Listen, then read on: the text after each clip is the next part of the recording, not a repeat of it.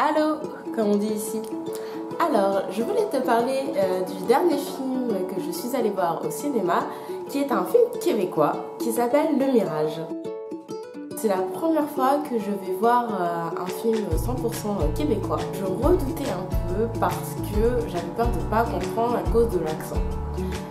Bon, franchement, il y a eu des grands moments de solitude où des phrases entières se sont échangées et j'ai juste rien compris. Mais je vous rassure, dans l'ensemble, j'ai quand même compris le film et voilà de quoi ça parle. C'est l'histoire de Patrick Lupien, un quarantenaire, et on plonge en fait littéralement dans une tranche de sa vie. Le gars en fait il est au bord de la crise de la quarantaine quoi. Il a des problèmes avec sa femme. Il va falloir que je retourne voir mon médecin. Ça marche pas mes antidépresseurs là. Moi je suis sûre que c'est ça qui m'a fait prendre du poids. Il a des problèmes de fric. 150$ pour un nouveau filtreur, que c'est ça? Non mais il était pété. Il était pété. Ils ont tout changé la machine, le sable, tout là. Et en plus, il doit gérer les gosses. Papa, je suis obligée d'aller au soccer jeudi. Oui, moi aussi d'ailleurs. Donc le gars, il est à bout, il n'en peut plus, il est au bord du burn-out. Le burn-out, c'est un luxe que je peux pas me payer présent. Il est sur le point de craquer et de tromper sa femme parce que il en a marre, il a envie d'aller voir ailleurs. Et globalement, je pense que le film est quand même réussi. Franchement, je me suis éclatée pendant les 3/4 du film et surtout la première partie. Vraiment, la réalisation était top. On voyait tous les événements qui s'accéléraient, c'était hyper rythmé. On voyait bien que le mec n'avait plus de contrôle sur rien du tout. D'ailleurs, ça m'a fait beaucoup penser au film Don John, où on voyait que le mec était totalement accro au porno et que des suites d'images s'accéléraient et que juste c'était l'accumulation. Et ben là, on retrouve un peu cet effet de style. Et effectivement, comme le mec n'en peut plus, il se tourne vers le porno. Il se tourne vers les liaisons, à croire que c'est le seul moyen d'évacuer. En tout cas, c'est le sien.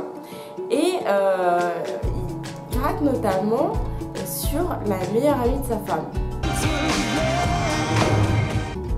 Voilà, meilleure amie qui a des pratiques assez intéressantes avec son conjoint. Oui, non, c'est pas un bordel. C'est sûr qu'il y a une petite section échangiste, là, mais on peut prendre un verre tranquille comme dans n'importe quel autre bar. Un verre. Donc forcément, entre ça et le fait qu'elle se soit fait refaire les seins, ça ne fait qu'attirer l'attention de Patrick. Première partie excellente. Mais après, ça allait super vite et tout d'un coup, ça va super lentement. Ce qui est pas mal, c'est que finalement, on voit bien que voilà, il a craqué et qu'il passe de l'autre côté et que tout d'un coup, il y a une espèce de rase-marée dans sa vie, une espèce de vide qui s'installe et vraiment la réalisation nous le fait ressentir. Mais résultat des courses, franchement,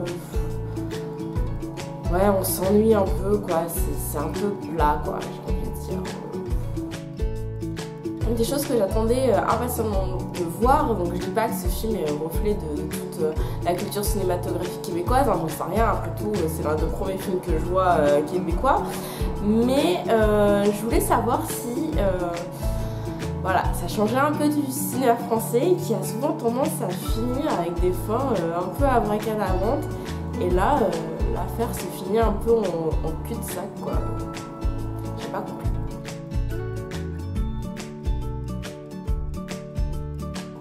On peut dire que peut-être que c'est une volonté de réalisateur de nous laisser penser que toutes les fins sont possibles, que ce n'était qu'une tranche de vie parmi tant d'autres vies, parmi la vôtre, et que voilà, les choses vont se poursuivre tant bien que mal.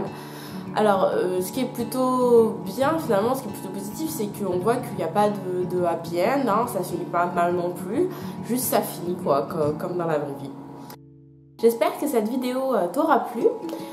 J'avais envie un peu de te parler voilà, de cette culture québécoise parce que c'est vrai qu'en arrivant ici, je me suis rendu compte que finalement j'étais pas très imprégnée quoi, en termes voilà, de films, de littérature, de musique, etc. Je connaissais pas bien en fait ce qui se faisait au Québec et donc j'avais envie de te le partager.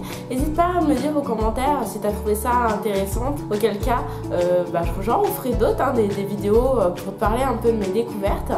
Et puis voilà, si ça t'a plu, partage-le, parle-en à tes amis, à tes collègues, à je sais qui, ta famille, voilà, enfin n'hésite pas à partager sur les réseaux sociaux. Et puis moi, d'ici là, je te dis à tantôt.